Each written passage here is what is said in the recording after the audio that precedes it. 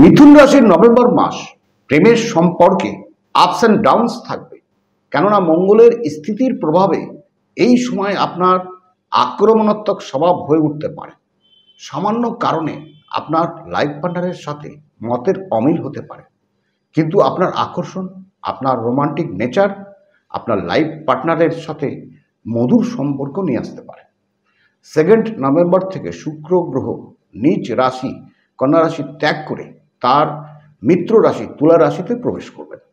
এই সময় আপনারা দুজনে আরও রোমান্টিক হয়ে উঠবেন, কেননা শুক্রের শুভ প্রভাব আপনার উপর থাকবে।